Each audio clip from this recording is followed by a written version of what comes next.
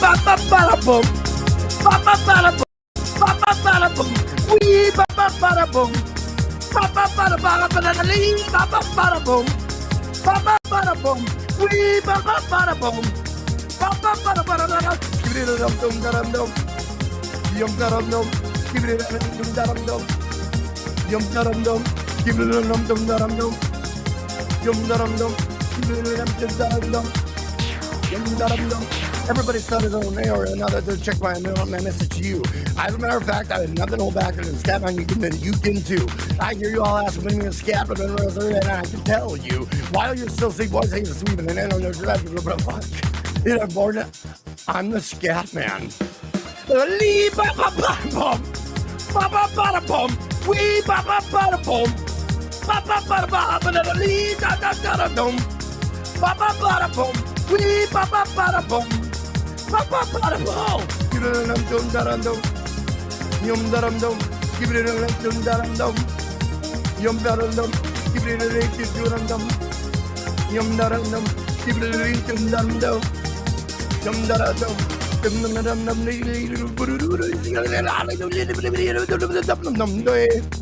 Where's the scat man?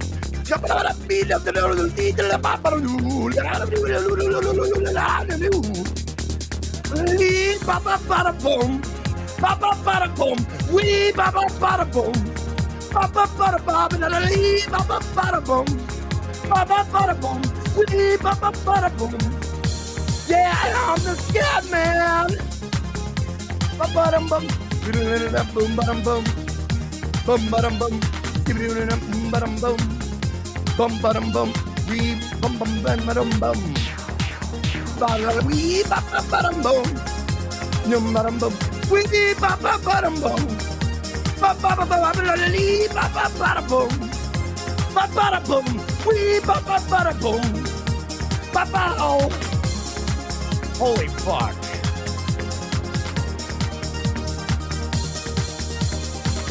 So yeah, Scatman, he did have a stutter. I did hear him speak, and yeah, he's a stuttering guy. He is. Holy shit, I'm thirsty. Let's see, we got cola, purple stuff, all this other bullshit. Ooh, skeptical robot.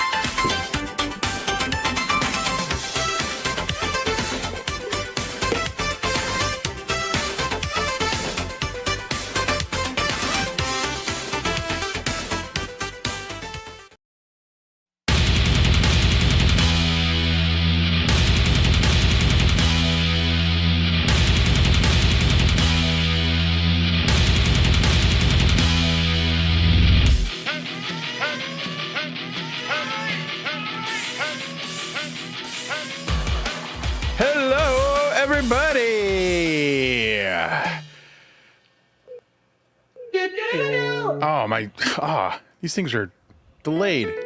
Dang it, I was totally off. My timing was totally off. How is everybody tonight? Thank you so much for being here. We are so happy to have you. Hope you guys enjoyed the Mortal Kombat and the Scatman. That is all thanks to my amazing co-host, Mr. Gummi Chainsaw. That's me. Take a bow. And also with me is Mr. Pat Dixon. Hey, hello, up, Mr. Pat Luigi? Dixon. Hey, guys. What up, brother? Let's see here. Thank you so much for being here. Already got a little bit of generosity from our amazing, amazing audience. First off, we have something here from... Oh, crap. Where'd it go? Let's see. Long Dog Overslaw just became a member. Welcome, Long Dog Overslaw. Please also consider becoming a member if you're not already. Please also hit the like button.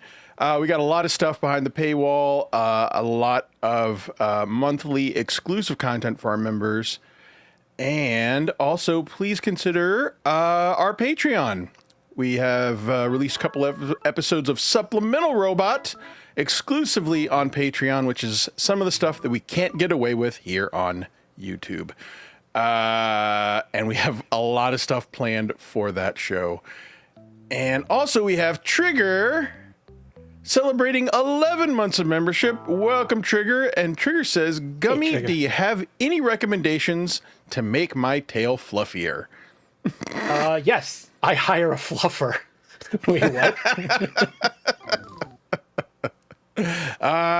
And also, Shout out to Trigger. super tip link in the chat, pinned in the chat. We have a super tip here from Mr. Dirmbag. Karmic quit shaving. Have you seen his beard? His beard? You mean Jilly? Ha ha, got him. Haka haka. Get it? His beard? Cause he's a butt-fucking gaylord who dated a woman to hide his homosexuality. Zinger! Butts and penis, butts and penis. Butts and penis. I love that. Thank you very much, Dirmbag. Thank you, Dirm. Shout out to Dirm. Thank you so much. Yes, big shout out. And Spazcat with 5 gifted you so Luigi much, Greenberg Spaz. memberships. Thank you so much. Oh, you know what? I'm slacking on my doodly doos. Thank you. Also, got... Oh, I think we hit it. Woody from Syracuse, thank you very much for the $5. Glad you got a laugh from the religious Q-tip singing. Yes, Woody sent me a video today that I don't even know how to describe it. We're going to have to watch it very soon. Also got Woody from Syracuse saying, lever or we riot, lever or we riot, lever or we riot. You got it. Our first lever of the evening. Here you go.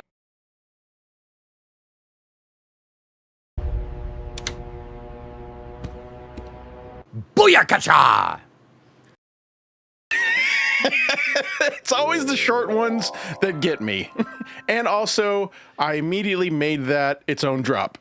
Booyakacha! Thank you very much, Woody from Syracuse. And Reverend Hamhead coming in with $10. Thank you very much. You know what? Maybe this will be one of our new sound effects for Super Chats. Booyakacha! How's about a good old hammy 3-piece? Fart, lever, fart. You got it.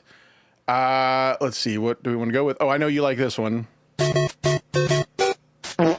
And we will get the lever primed here for you. Here you go.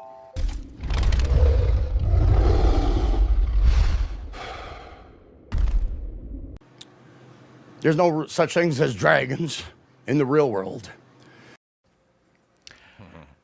I don't know why that one just made me giggle. There's really not a way to explain it. Has kind of a whistling in the dark quality to it. Whistling in the dark. And it almost sounded like he wasn't confident with his answer or that response. There's no such thing as dragons. Exactly. That's I mean, Thank you. Comforting himself. Yes, exactly. Thank you so much, Hammers, and also there you go, just for you. I think it's just because he's sure that there's no dragons in Minnesota. So he can't answer for the rest of the country, but...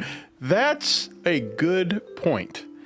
All right, folks, we're going to do something a little bit different tonight. We are going to, for the main topic of tonight, we're going to step away from our typical con men, grifters, and liars, and we're actually going to learn a interesting story about a famous TV show. But I know some of you just can't do without the con men and grifters, so I have a short little segment here just to, keep it grounded so we don't break away too much from our typical content. So let me ask you, Mr. Pat Dixon, have you ever heard of a guy named Frank Dukes? I don't think so.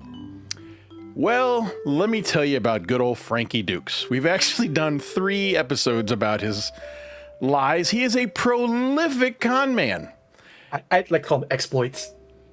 Exploits, there you go, yes. He is a prolific con man and conned Hollywood into making a movie about what he said was his life, but something that has been thoroughly disproven. It was a movie called Bloodsport with Jean-Claude Van Damme. Ever seen Bloodsport? Nope. Oh, wow. You are in for a treat, sir. Turns out this guy convinced a lot of people that he was a great martial artist when there's nothing to suggest that he ever was. And lied about all of the facts that people brought to light when they tried to prove that he was not a prolific martial artist as well. It's a pretty interesting story, and I have a very, very short video that's just a quick overview on, yes, the exploits of Mr. Frank Dukes. Donald Kunzer, thank you very much for the $5. What up, Donald? Star Trek Assignment Earth was a backdoor pilot. Yes, it was. The series would have starred Robert Lansing and Terry Garr. And if I remember correctly, that is William Shatner going to Earth, but I can't remember what the people on Earth did. Like, what was their deal? I will look into that. We'll definitely have to do an episode on that one, but I do know what you're talking about.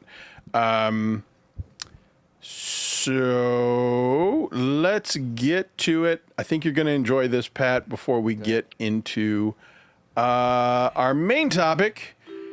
Con or Not was a great movie. It was a great movie. And I'm not going to lie. I've seen it a couple of times in the past year. It is a great movie.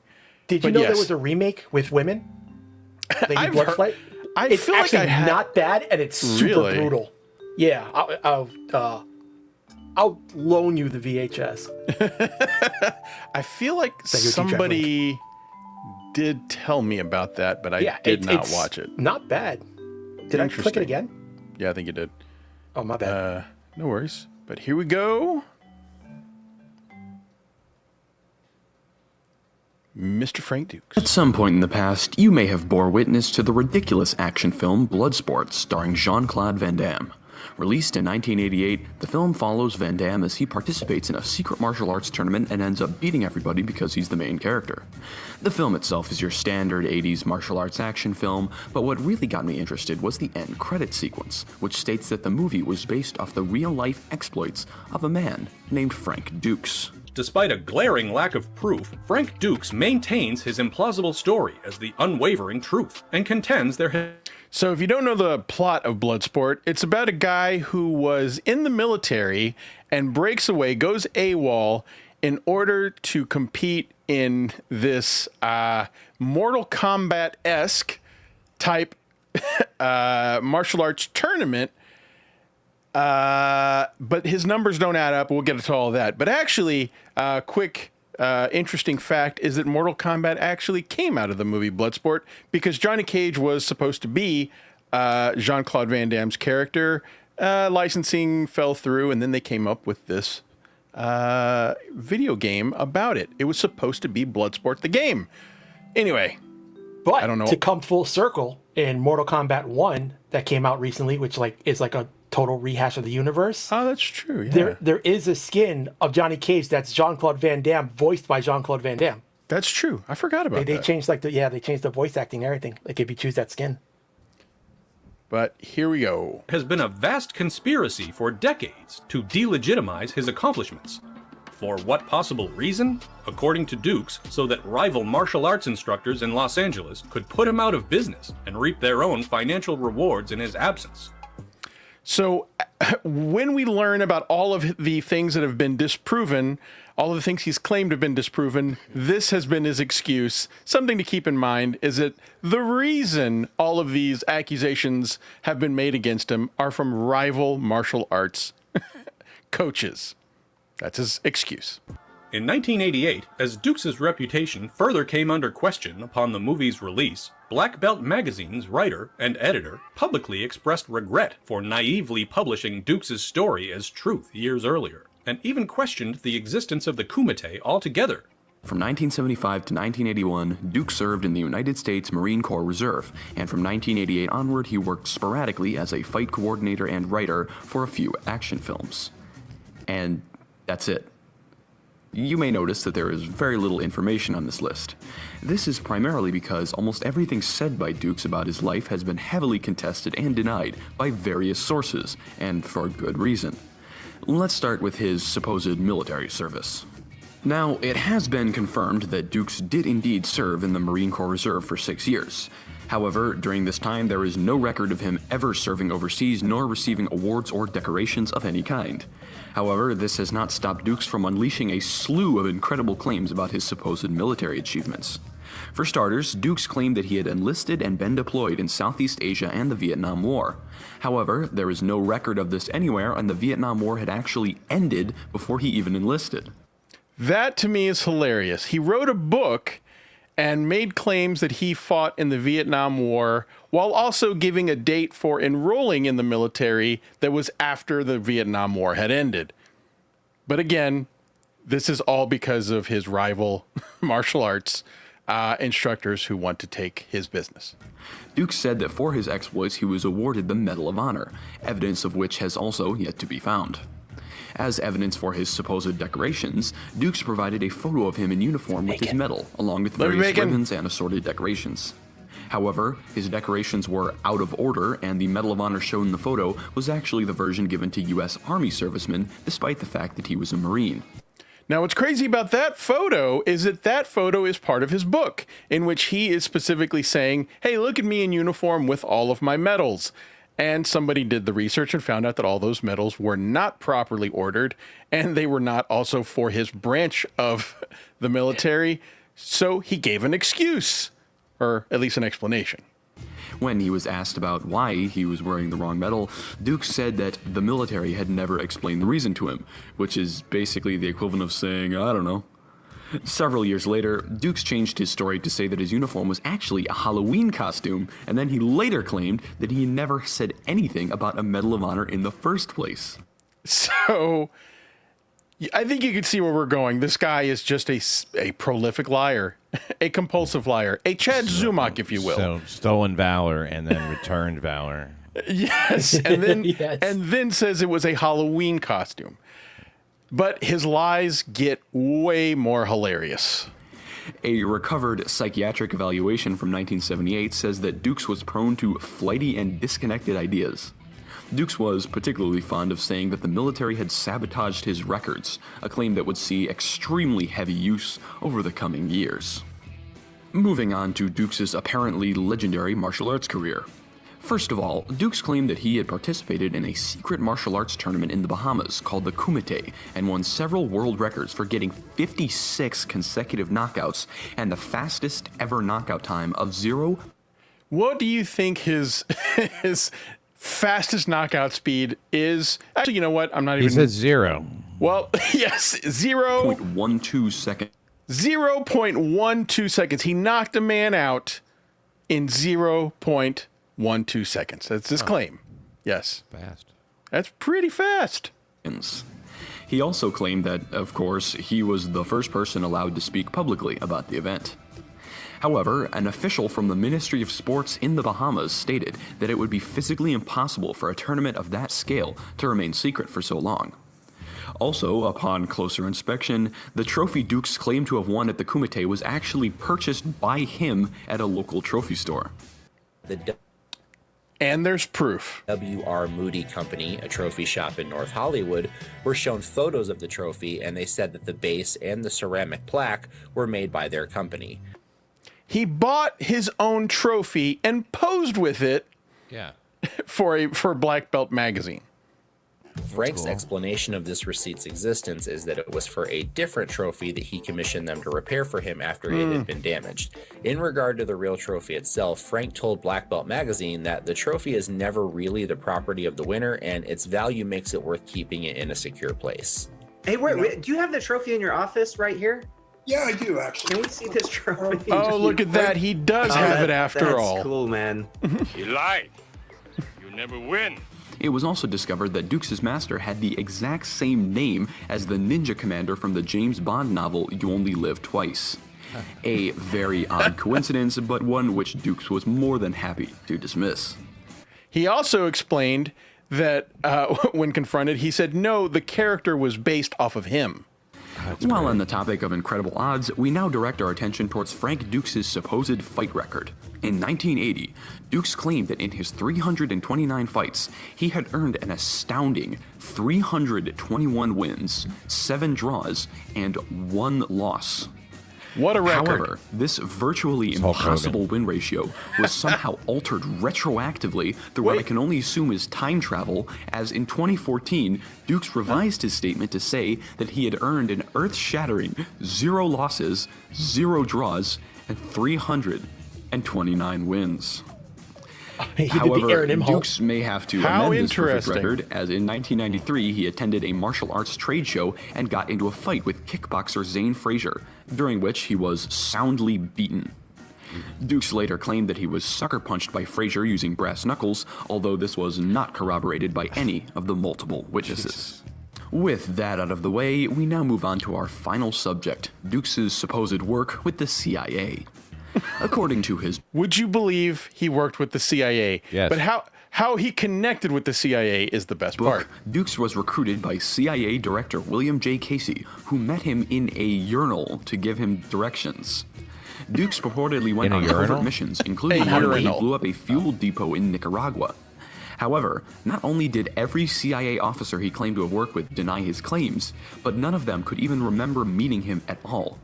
In fact, though the CIA rarely comments on claims of this type, a CIA spokesman said that Dukes' statements were so preposterous that they thought it was necessary. There is one more story that I've saved for last on purpose. Please keep in mind, I am not making this up. This is actually something he said. This is great.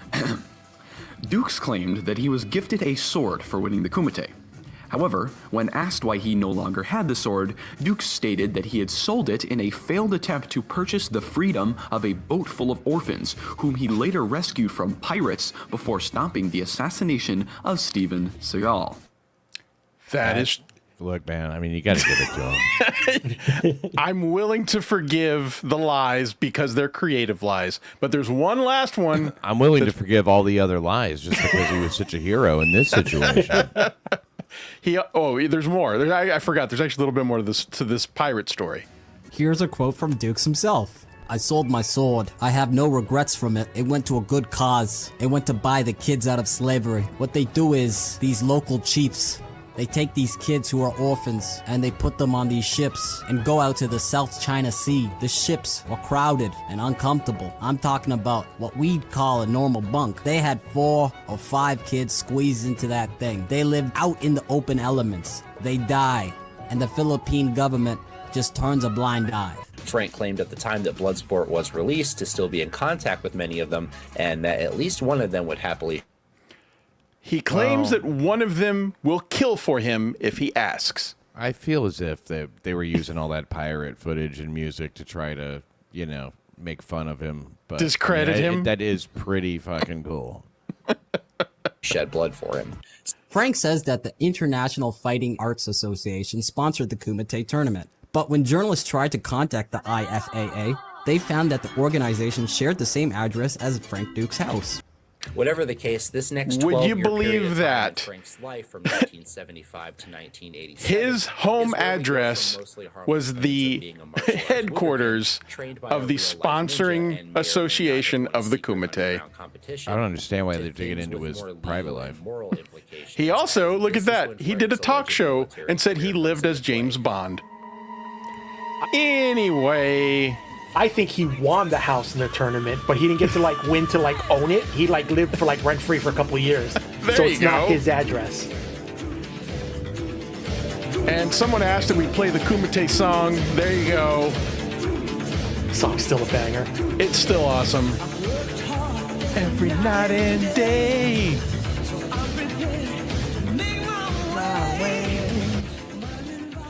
And no copyright strikes on it. We've played it lots of times. Hell, bro, we've done a multi-part episode on Count Dante, B. Oh, yeah. Oh, yeah. We did. Yeah. All right. So that's fascinating. I mean, it's pretty interesting. These karate instructors have ruined this guy's life. They've gone to such efforts to ruin his... There's so many more lies. And they're working with the CIA, too. Yes. It's amazing. He actually sued Jean-Claude Van Damme later for a deal that didn't happen, and claimed in I forget exactly what it was, but he claimed there was this contract that was not that was not abided by, and the court said, "Well, where is the contract? You're just going to keep saying there is a contract. Where is it?" And he said, "Yeah, I'll produce it," and then said, "You know what? Actually, there was a big earthquake, and all my documents got destroyed." And they threw the case out. Holy shit. So he just said the earth ate my homework? Pretty much. Pretty much. Wow. All right. So tonight I we're actually have... I'm sorry, Luigi. But if anyone is interested, if they want to hit me up, I actually have all the articles that Frank Dukes wrote for Black Belt Magazine, plus the apology article from Black Belt. So if anybody actually wants to read them, they're actually very funny. Like, especially in hindsight, they're amazing to read. They really are. I mean, it's for fans of people, people who are fans of bullshit like us. We love it. So what do you think? Is that guy mentally ill, or do you think he just was trying to get something? I do think he's mentally ill because his lies go back to even before he was famous. Before he, I believe he conned some Hollywood producers into making the movie, and then built a career on it. He was actually, do you remember the show That's Incredible? Yes. He was actually on an episode of That's Incredible. You can actually find it online, where he claims that he helped a physically disabled person gain more mobility through his martial arts teachings. That's not very incredible. But the thing is, he was getting attention, and you It's like just the most credible thing he's ever said. I know. But you see a pattern, is my point, is that you see this pattern where he is literally just addicted to fame, and he's enjoying being in the spotlight. And when it goes, so, all right, there's even more to his story, is that he actually he's in a movie where he plays a spy. He really thought for a moment that based on his accomplishments and his writing and, the movie Bloodsport, that he had a chance at becoming a starring man. The movie's terrible. He's a terrible actor, but you can see he's trying his best to do a Tom Selleck impression. He's trying to look like Tom Selleck, embody Tom Selleck. He's really trying, and it fails. But he loves being in the spotlight, and he just basically so you really have to repackages pile it. on a shitty actor on top of all these other accusations. There's more. There's a lot more. I just can't remember it all. Jay Wolfenstein, thank you for the $2. Frank Dukes saved Steven Seagal and doomed us all. Saved Steven Seagal from being assassinated by Filipino pirates. I think you got to. I mean, it was all for the orphans too, though. Can't forget that. I bet those orphans have gone on to do many terrible things as well. They're all running dojos in Los Angeles. That would be interesting. Now I'm sitting here thinking about it. It turns into like this mafia type pyramid scheme where they all have to pay money to Frank Dukes because he saved their lives. They never existed, though. I know. I'm just saying, if I were to write this fictional story, that's how I would have written it. They're all like fortune tellers in Los Angeles who have to pay a vig to Frank Dukes. I mean, you say they never existed. I say it. Yes, you can put that one on me. Yeah, before you hop the board with us, Pat, we actually had a character where we blended two characters together. Oh, that's where true. It was Anne Frank Dukes. Just like she was like a martial arts master. Yes. Nice. She would battle the con men that we were discussing that day. Yes. You could do Frankenberry Dukes. Or, Frankenberry? I don't know. Oh, he's a serial I like killer. Frankenberry Dukes. Right, guys? That's Spurgsnake gave us the name for Anne Frank Dukes. So what you guys are saying is that you're skeptical about this guy. Yes, we are. I And didn't say shit. You have Actually, skepticism towards him. Frankenberry has a fascinating history. Do you know the history of Frankenberry cereal? Yes. Yes, I recently do, learned and about it. I urge you not to go into that right now. All right. We're going to be talking tonight about the history of the TV show Alf. I just recently learned about this, and it was so interesting, and I had to share it. And Pat, said that he had also learned it. I think on the same day, maybe. And you sounded like you were pretty interested about the story too. Husey, thank you for the £2. I don't know why I blanked on what that's called. Pounds. Hey Dixon, nice turd jacket. Roasted. What is a turd jacket? How many turds had to die to make that jacket? Yeah. How many turds they have to sew together? Shout out to Husey. Picked up some merch for me and wore it on his show. Thank you so much, brother. Hey, that's awesome. Husey has a shit fetish. Ha, well, I don't need. You don't need. Look, YouTube told me I was fascinated with it. I mean, like it came up in both of our algorithms, I guess, probably because it knows we sit here and talk about shit like this. Did I tell you that happened again? Like the day I saw something, you played it on your show, and I was like, they're literally giving us the same things on the same days. It was really weird. Do you get a lot of WATP as well? Yeah, I do. But it was the video. It was actually about a month ago. It was the video of the cartoon from He-Man and Alan Thicke talking to a kid about his parents getting divorced. Do you remember that? Oh yeah, that's right. Yeah. That literally popped up the same day in my algorithm that you played it. Anyway, yeah, so that's how we came together for this topic. It put us together. It's about Alf's creator.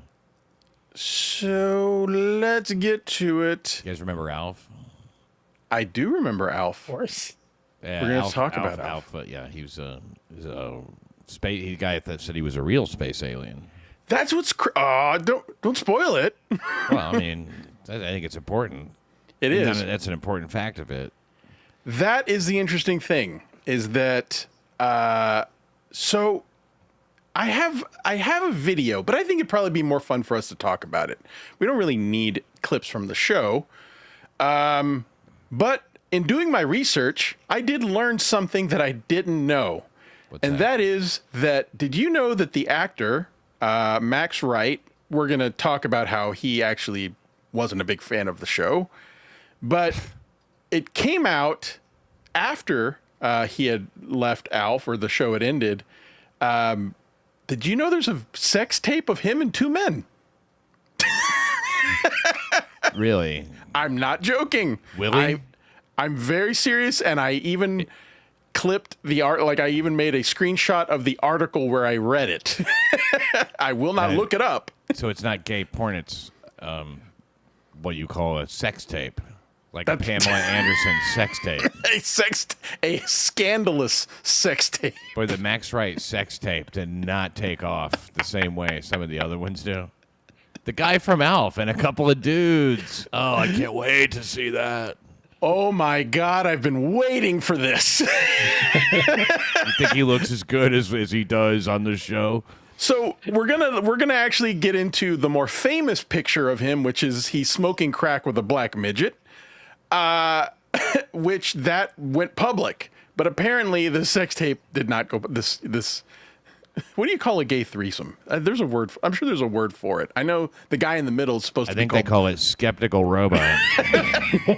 The guy in the middle is called the Lucky Pierre. I don't know if you've ever heard that term. I have heard that, but someone told me that once. A gay guy, actually. By the way, I see somebody in the guy behind you. The guy in the middle is the lucky one. I see somebody in the chat, Tiff. I want to just let you know. Hey, what up, Tiff? Hopefully Henry is watching. Not for this part. I'm not proud of him watching this part. But I'd like Henry to know that I did get his letter, and he can expect one from me very soon. So thank you very much. I loved the letter, Henry. I appreciate it. You're definitely going to get one back. All right. So there's this guy named Paul Fusco, and he is fascinated with Jim Henson and Jim Henson's Muppets, the Creature That Shop. sounds like a word for a gay threesome, a Fusco. A Fusco? That should be like a code word for like the words we can't say on YouTube. So he Fuscoed himself. Isn't your kid listening? Didn't you just say that? Yeah. Or it's like a fake soda. That's like that you see like in sitcoms, a Fusco. All right, got to make a Fusco ad for us. Fusco soda. He Fuscoed her. Go That's Fusco just yourself. ridiculous, Luigi. I like that. So there's this guy named Paul Fusco who is a puppeteer fascinated with Jim Henson, and he gets commissioned to create 3 shows for Showtime that were supposed to be for children. And he creates this one that he thinks is special, and he models it after an anteater, and he thinks that this one shouldn't be given for these 2 specials. He thinks there's something special about this one. So he keeps it to himself and begins to develop this, I guess you would just say a backstory, a life, a lore behind it. And he tries to sell a show about an alien living with humans in the modern world, and he names it Alf. And he didn't just come out of nowhere with it. He workshopped this on stage a lot and just bombed everywhere with his stupid puppet, and everybody's He like, goes- boo, boo. They don't like it. Yeah, a lot of open mics, and apparently he brings it out at family functions and tries to tell jokes. His family does not like it. They think he's not funny, and he gets turned down by several networks with his idea of a show. But Finally, did it happen that there was a network that was very desperate at the time? yes, there was. What a great question. NBC, coming off of 3 huge bombs of failed shows, one of them being Manimal. Oh my God, Manimal. I forgot about that. Do you know the show Manimal, Pat? How could I not know Manimal? Manimal. For those in the audience who do not know Manimal, you know what, Pat? Can you describe Manimal? I never saw an episode, but I think it was about a man who could turn into various animals. Yes, he had a spiritual power. He was a intellectual person. I believe he was some sort of anthropologist who was studying in some ancient civilization ruins and got cursed or blessed, whatever, with this power to turn. To turn into animals, right? Yes. But he didn't use it to solve mysteries or to fight crime or anything. Yeah, he just would like turn it into a trunk to reach something off the top shelf and stuff. He did it just to freak out the women he was having sex with. Yeah, he used his powers for good. Yes. I believe, I'll admit, I've never actually seen an episode either. I've only seen clips. But I believe he was solving crimes as various animals, something like that. See, why didn't they make it a comedy? You know, that would have been full of comedic potential. So the clip I saw is he's a white British guy, and he turns into a Black Panther and chases a criminal. And I was like, you can't get away with that today. No, they're afraid of those fucking, what were those berets and everything, you know? Yeah. I was going to say, wait, he turned into a criminal to chase a criminal? Holding up his fist the whole time. Yeah. And I believe there's one where he turns into like a hawk so he can fly. Anyway. They could see good too. Yo, that's what we should do. I'm sure we could probably get away with watching some old Manimal episodes. I bet we couldn't. on Patreon. Also, just because we could doesn't mean we should. I want to watch an episode of Manimal. Anyway. So it only lasted like 6 or 7 episodes, I think. Yeah, it did not last long, but it had just such a reputation because of being so terrible. And catchy title helps too. It is a great title, isn't it? Anyway, it sounds like a hair metal band, like Manowar. You know what I mean? Like something like that. Like that. Manimal sounds like much like a. I mean, like it's a shocking band. there wasn't a hair band called White Manimal. Right. There's a lot of white bands, you know. There were White Lion. White I remember Tiger, White Lion. White Liger. White Liger. White Snake. Oh yeah, White Snake. How did I not think of that one? So Paul Fusco basically is failing at trying to make this thing a show. And yes, he comes across NBC. And while at this meeting, they're not buying it. Have you heard this part of the story? They weren't interested. Yes. They didn't think he was funny. Weren't into it. They weren't. And so his agent, a guy by the name of Bernie Brillstein, says, why don't you just bring the puppet out and show them?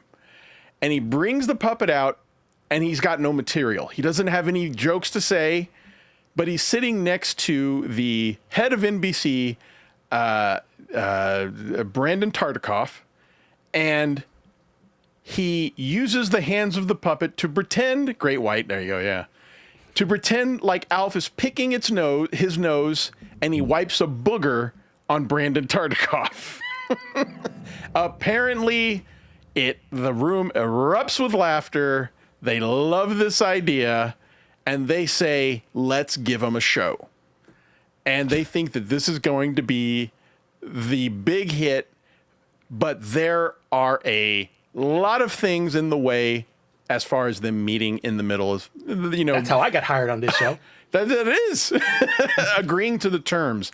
NBC was not fully aware of what they were in for or what their goals were for the show. They thought this was going to be a kids show, but Paul Fusco actually insisted that it was not a kids show. This was going to be a show for adults because the character of Alf would drink alcohol, be politically incorrect, not care about people's feelings, and he didn't think that was appropriate for children. Also, there is a big stipulation in the contract. And this is what you were talking about, Pat. And do you want to tell this part? Well, it can never be acknowledged by any of the other actors on any other shows that Alf is not an alien. They have to speak of it as Alf. They can't refer to it as the puppet. They can't refer to it as the puppet on set. They have to refer to it as Alf, as if he's there from space to be an actor. And it doesn't stop there. They had to create elaborate workarounds so that nobody ever saw him in like puppet form, just being carried around by somebody operating it. They had to have all kinds of cutouts and they had to seriously remake an entire stage in order to do this, and it was it was absurd, the amount of money that got spent on it. But the show did become a hit. And in addition to like what you're talking about, the stage, there had to be a series of tunnels built underneath the stage so that the puppeteer of Alf can hold Alf above his head to be at the eye level of the human actors. Yes. And apparently, like the most simple of scenes where he walks from like a couch to a table would take hours of positioning the camera, became very time consuming, and they couldn't hold a live audience long enough to do it. They tried, but people would be there for 8 or 10 hours to see an episode of a show, so they had to go without that. So they would add a laugh track in on it, but apparently also the actors start to get really frustrated with how time consuming the show is. But let's go back real quick to what you're saying about the stipulation.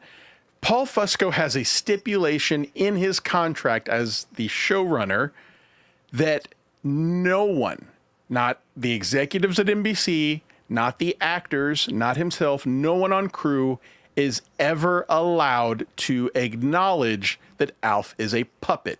This becomes essentially performance art where he is trying to create this lore that Alf is an actual alien who is trying to become an actor on Earth, and on his planet his name is Gordon Shumway. And apparently the actress who played the mom in the show, so there was Willie Tanner, who was Max Wright, and then there was I can't remember her character's first name, but her name was Anne Shaheen. Let me confirm that. But anyway, doesn't matter. But she apparently does one interview where she makes a reference to Alf being a puppet, and she is reprimanded. She is told that she violated the terms of the contract, and Shadeen is what I said. She violates the terms of the contract. Thank you very much, Greenberg. And she does an interview later after, I think it was in 2010, years after the show had ended, where she talks about how this is why there was not a lot of publicity for the show, because people were too afraid to violate the terms of their contract by suggesting that Alf wasn't a real alien. Mm-hmm. And this becomes they also probably thought it was just absurd anyway. You know, I mean, of course. I'm not going to go out as a real person and talk about this, being an alien. Yeah, of course. I mean, that fucking is Daniel Day-Lewis. That's the craziest thing about this is that they signed these contracts not thinking that that the person who was writing the contract was really going to enforce it or was serious, but they are basically at a point where they're just bitter and all trying to act together, all trying to make money, but at the same time hating everything about this job, hating everything about this concept. Allegedly, Max Wright at one point attacks the puppet of Alf because he's so frustrated with how time-consuming it is. And Max Wright was a trained theater actor who thought this was below him. Maybe in that sex tape he was just acting too. I mean, I don't know what he got paid or anything, but well, Would you believe? Yeah, you're right. Yeah. Yeah. The like you said, you know, the trained. We hear about them sometimes ending up on TV shows. You know, trained Shakespearean actors. You know, and they're doing something like playing, you know, father to an Alf. You know, or some crap like that. You know, or whatever, some dumb show. And like Alf was a big hit and everything. People eventually got sick of it. But he really did try to keep it going as best he could. I mean, it was so huge, you know. I don't think listening to the thing we watched or whatever, I didn't realize. Yeah. I guess I didn't remember how huge it was. So that's what's crazy is It was up there with the Cosby Show for a minute. You see, what would Alf sound like if he was doing a Cosby impression? You got to go to Mr. Blue Sky for that. So another interesting thing is that the network never had any intention of marketing this show as a show for adults. They immediately saw just basically a kid's brand, a kid's franchise. Everything they do markets to children. It gets its own cartoon spinoff. I believe it had 2 cartoon spinoffs. There was one where Alf told fairy tales. And then one where Alf was on his planet. They make lunchboxes. They make toys. All kinds of stuff. And this is totally getting to Paul Fusco. And he does not like that. Also because breakfast cereal, like in the 80s. Oh, like that's right. else. I'm sure there was. I don't even remember that, but I'm sure there was. And this is all getting to him because it is defying everything that he wanted for this show. Ultimately, what happens is, and it's so crazy, is that everything this guy tries to build with his creativity winds up destroying his career because no one wants to work with him anymore as the show is getting more and more popular, making everybody money, and he has more and more crazy demands. Ultimately, NBC tells him at some point, this show is costing too much money, but he continues to bring in a profit, so they're justifying it, and the show winds up being on TV for 5 seasons. Crazy. Wow, that long? Yeah.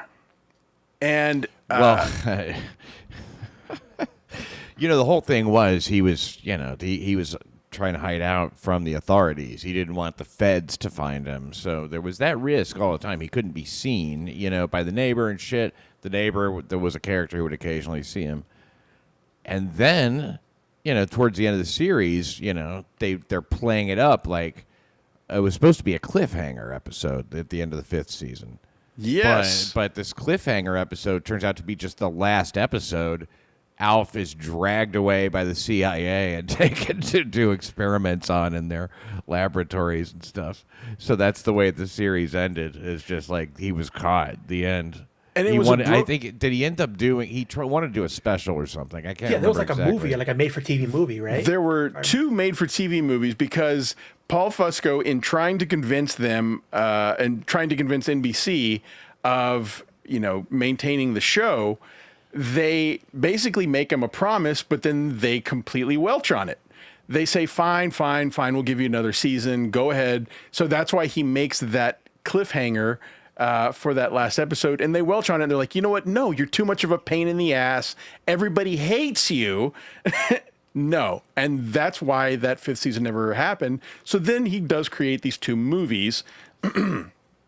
One of them, the antagonist is Martin Sheen, believe it or not, but neither one of them is a hit, and one of them was an attempt to try to, you know, rebrand and revitalize the Alf show and hopefully get it back, but neither one neither one of them does anything. They're both made for TV movies.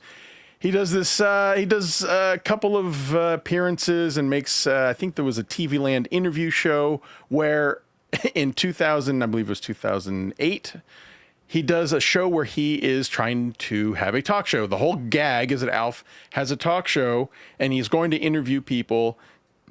I believe it's a great idea. How could it not? How could it not be a great idea? The thing was that Paul Fusco only wanted to interview legends of Hollywood, whereas the network said, no, you need younger, more happening people. And so they force him to go along with their idea. And Alf doesn't have any jokes to make with these newer people that he doesn't know. And it shows that basically Paul Fusco is not willing to, compromise with anybody.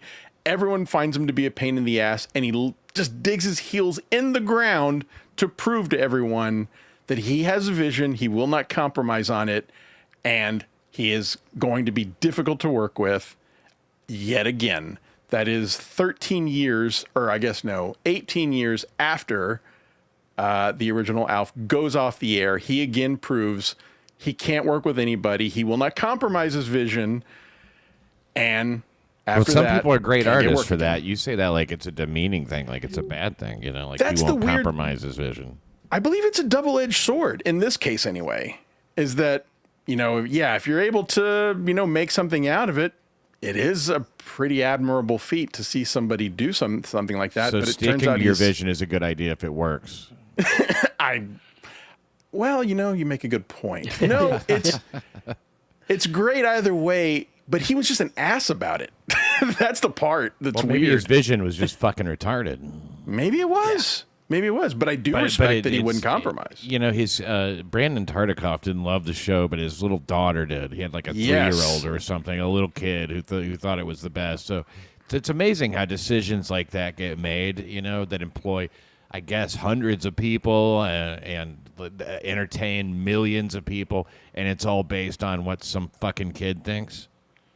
I believe you are not at all wrong about any of that. I believe Tartikoff even no, said... I'm not wrong about it. Holy shit. I the facts. The facts. I'm saying that Tartikoff even said that he did not like the show and that he was watching a pilot and his 4-year-old daughter simply said, hey, I like that puppet. And he said, let's give it a show. And that's really the base of it as to why he did it. And so, yeah, I like not even. Well my point is said. to say that my point is to say you weren't even exaggerating. That was with the facts of everything. And I think anyway, I got the age wrong.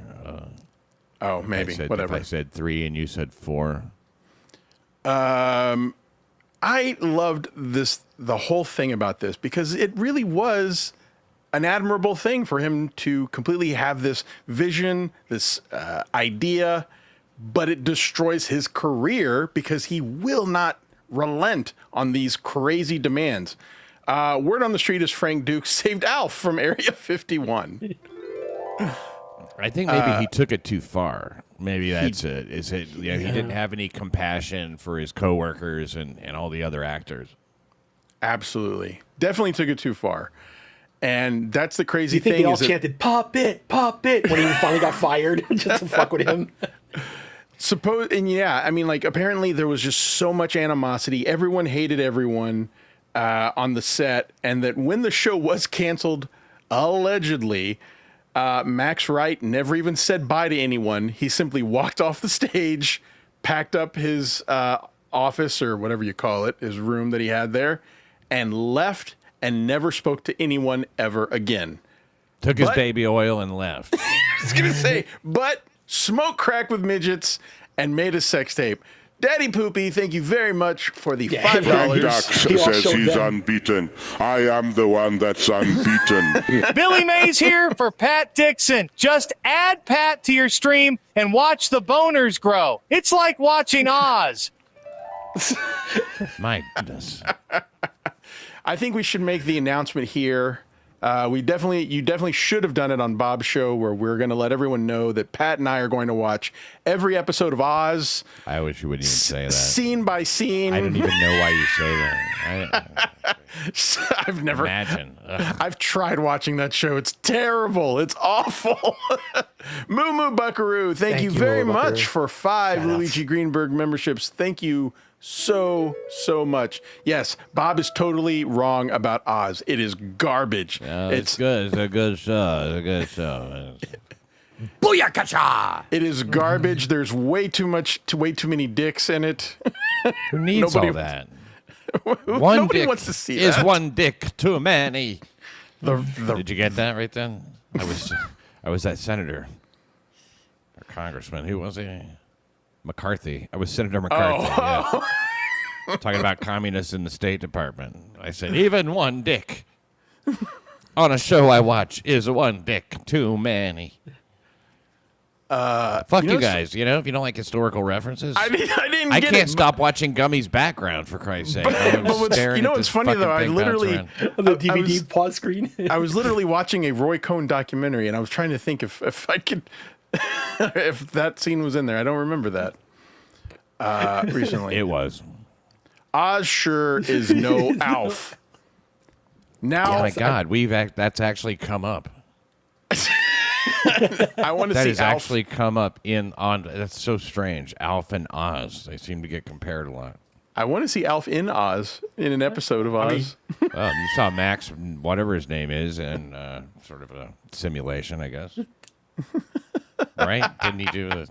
Yes, Isn't smoke that crack the kind with- of thing that was in Oz? No, it's stupid. The gay sex I tape. know. I got it. That's the lore. That's what led to the guy getting thrown off the roof and being in the wheelchair. Like he was having sex with that guy first. But I was gonna say, I was just simply gonna say they smoked a lot of crack in Oz too, but and the gay sex. Oh, probably some poppers. I think I made it 1.5 episodes through Oz. I think I made it 1.5. I wish I knew what was the last thing you saw where you're like, all right. I'll tell you. It was one of them is volunteering or maybe forced. I don't know. One of them has to work in the AIDS unit of the prison, and he's like getting all of these deathbed fortune cookie fortune cookie pieces of advice from all the people dying of AIDS. And I was like, I don't want to watch this. This is terrible. It was very awful. I remember what was watching... his fortune? Like he's sucking one of their dicks, and it's like, you probably will get AIDS, is your fortune. I wish I could remember. I think I just completely tuned it out. I was like, this is horrible. And you know what's also... I also am a real stickler about like the production value of the sets. Like when you can tell that it's just like a piece of cardboard acting as a wall, I hate that. I hate that so much in shows. And that was so much of Oz, where they'd say, this is a room. And you could tell it's literally just a flimsy piece of paper acting as a wall. And I hated that. Yeah, jail cells with glory holes and stuff. Yeah, you could see the styrofoam and the gray paint over what is supposed to be concrete. I didn't know I had that Ed Wood quality. Yes, it definitely did. Well, I think every show in the 90s did. Mandy Diff, haven't seen you in a while. Welcome. Anyway, I guess you can say this is a short episode. We just wanted to talk about that. Go look it up. At least you I know have a you're link. straight. You weren't distracted by all the cock, and you were able to look at the walls. I was diverting my that's what they eyes. Are you figured, kidding? Yeah, they were like, I'm with all just this gonna- dick, who cares? You were doing the same thing as the guy who was receiving, just stare at the wall. There's this one episode I remember where like the guy is now what's the guy? J.K. Simmons, who's now a respected actor. He plays this this white supremacist leader, but apparently very homosexual, and he burns a swastika into a man's ass. And you have to sit there, and the camera is focused on a man's ass as he's burning a swastika into it. And 4 episodes and you'll be hooked. That's what I've heard from Bob but over and over again. print perfect. You What? really think so? Like, are we that susceptible to just any TV show? 4 episodes and you'll be hooked. I bet I won't. I promise you, I will not be. I remember flipping channels one day, and I tapped it, and I went on HBO, and I remember like it was like the closing episode, like closing scene of an episode, where I don't know any of the names. I never watched it. A guy was bench pressing. This guy stood above it and pushed it, so he choked him to death. And after he killed the guy, he dropped trout and pooped in his mouth. And I was like, all right, I'm out. See why? Yeah, that was why. What? Oh, I know why. Weird fetish stuff. This is what Bob Levy's telling you is great. I Is a know. great he didn't tell you that's the show. 5th episode. It's so nice to get some agreement on this. Oh my god. By the time you get to that episode, you're already drawn in. That's what Bob thinks. Yeah, you'll be sucked in so far that you'll be like, oh yeah, shit in that mouth. So, I hope he shits in his mouth. He doing it. Come Oh on. shit! Was this prime time? No, I don't think so. I don't think it. It couldn't have been. No, There's so much. I mean, it was HBO violence. though. I know, but I mean, HBO. So it could have been any time, yeah. Well, that's what I'm saying is that they did, obviously they didn't put it on Saturday mornings, stuff like Let me take a that. Like they always put stuff like if there's an Emmanuel movie or something, it's going on at 12:30. I know what that means. Stay sorry. What's up, Andy? That's called a Tuesday at Carl's house. Shout out to Emmanuel in space. A typical Carl. So, like, I am curious. Like, I am not going to watch the show, but what does Bob enjoy about the show is now like my primary question. I don't know. I mean, I can't. I don't expect I you to watched know. it to evaluate it. Maybe was there a blue cheese scene in there? Maybe. What? Yeah, like now I want to just ask Bob. Bob, tell me what enjoyment you take from this show. I like the writing is really good. Wait. Shit like that. It's the acting is good. It's all very general. It was Sundays at 10 p.m. was the original time slot. It's not late enough. Yeah. Tell me this isn't true. So long dog over slaw. So you didn't make it to when they transplanted a black man's gums into a white supremacist's mouth. Wait, what? You can't tell me that's a real part of Oz. But if it is, I gotta admit that sounds pretty interesting. And all of a sudden, his taste changed, right? Like He was mad because his food wasn't seasoned. I'll let someone explain that episode to me. I'm not gonna watch it, but I'll let someone Donate explain my it. gums to white supremacy. Yeah. I really want to know if that's a real episode. That'd be like he suddenly starts talking street. I don't know where this is coming from. like the dark half of that movie where he just falls asleep and suddenly starts committing crimes he didn't know. All right. Was that what? Wait. What is that? He woke up black. You say? Is that what you're saying? I'm saying that'd be hilarious if that is how that episode goes, but I've never seen it. I'm not going to see it. And Calverton says, I speak jive. Yeah. I was just thinking of him waking up like fucking like Mushmouth from Fat Albert, like what did he say? He said white power. It's like Habba dooba dooba. Talking like Joey C. How big about? What? Hey, by the way, what was that? I laughed so hard, but I do not know the origin of what was it? Hamabitaba? Oh, it's just to approximate Joey C's speech, how it sounds when you're listening to it. Yo. But the way Just like there's a bunch of words in there. You only get like some of them. The way that Super Tips translated that, I mean, that got me right in the funny bone. I laughed so hard at that. Hamanabitaba.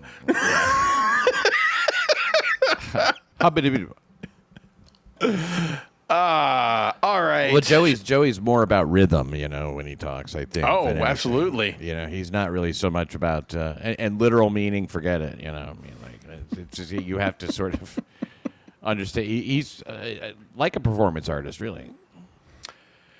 Yeah. Or a beat poet or something. I mean, you can't if you take it on a literal level and start going, "Hey, he didn't tell the truth about this." It's like, yeah. Someone, I think it was Zen on TSN last night, quoted what I think is possibly the funniest thing Joey has ever said was when he was yelling at John about people who were trolling him, and he said that was it Dabble Story, and he goes, "He's with baloney." Just out of context, that's the funniest thing I've ever heard. He's with baloney. There's a guy named Baloney Factory. Baloney Factory. Yeah. He's with baloney. And he said he was basically saying that they were conspiring against him, and he says he's with baloney. Oh, that's great. I just laughed so I forgot about that. That is one of the funniest things that Joey has ever said. I imagine. But that Baloney Factory did make those great shorts. Oh yeah. With Shake, where he's Shake. Yeah. Because I am a milkshake. You're you. Have you seen it? John's pretty nonplussed. He's just like, all right. You got to see it. But if you take just one giant step back in a lot of these shows, it's a lot of the things we're saying sound pretty absurd. Like he said, the potato was trying to listen to him. The potato tracked him down, and the potato said that the potato and the puppet are fully fucking with me. The orange had to quit because Tukey was mean to the orange. I got to meet Baloney in Vegas, and he was a nice guy. I don't know if you got to meet him. I met him. I met him the first year. Hello. I didn't see him. He's with Baloney. You know what? I'm gonna have to cut that. Yeah, that could be a good clip. Just to randomly drop. And it was the one where Cardiff was on with him, and Cardiff just starts going, starts going speaking gibberish, yelling back at Joey. Oh wow! I've never seen that before. Oh, I will send you a clip. I actually have it I think I have it as a link in my History of the Dabbleverse playlist. Oh yeah, that's a big moment in Dabbleverse history. It sounds like. I mean, it really sounds good. Anyway, I like this. We're calling this total non-tent, as you can see, because I was really just hoping it was going to just be nonsense. And I like these episodes when we just ramble, but I'm not going to keep you guys. What is the Mortal Kombat thing that you got back there? What is that about? It was the opening. Did you see the opening? Yeah, but I mean, it's up there the whole time. I liked it. How about a lever or something? Give these people what they came for. Happy to give a lever. Yeah. And I have a couple lined up.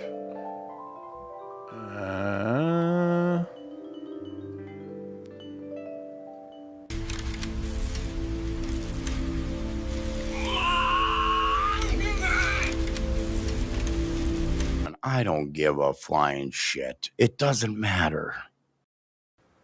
He's chubby Carmick there. Flying shit just cracked me up. You know what? How about another one? Let's do another one too. Sure. I don't give a flying shit.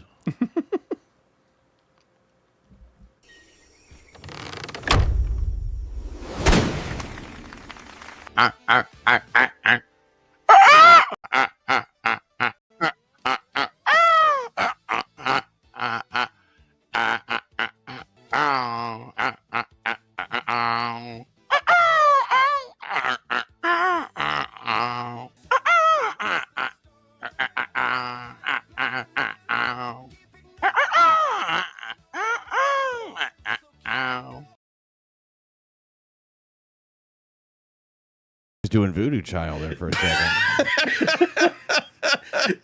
You really committed to me. Yeah. All right, folks. Thank you so much for hanging out with us for Nonsense. We appreciate it.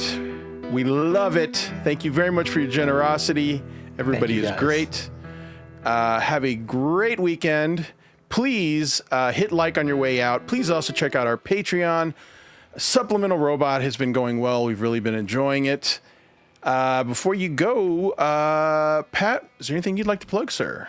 Well, I'll be live tonight at 11 on Censored.tv for New York City Crime Report. If people want to watch, they can use the promo code Dixon for 20% off. That's one thing I'm doing. And then another thing I do is, of course, the show with Bob and my own stuff. So, check it out late at night. Sometimes I'll just be sitting here playing the piano and bullshitting. It's no big hey, it's no big dog and pony show like this, or cat and whatever you are, but dog, cat, and pony show. Yeah, P. Dixon is where that is. Thanks for your time here. Absolutely, thank you. Always a pleasure, Mr. Dixon. And also, please check our Oz podcast. Ooh, it's the Ozcast. That's brilliant. And how about you, Gummy? Anything you want to plug? Just check me out on YouTube. I kind of took the week off. I was having problems with audio tech issues and all this shit. I got most things straightened up, so I'll be back at it this weekend. I'll have a simulator. I'll be continuing with Laundry Store Simulator and some sort of horror game for Sunday. I'm not sure yet which one I'm playing. But yeah, so please come check it out. Awesome. All right, folks. Thank you so much. We love all of you. And we will leave with, how about one more lever clip? Thank you, guys. Love you all. Thanks so much. Have a great weekend. Have a great week. Keep your fingers out of your assholes, ladies and gentlemen. And now, folks, it's time to say goodnight. We sincerely appreciate your patronage and hope we've succeeded in bringing you an enjoyable evening of entertainment. Please drive home carefully and come back again soon. Good night.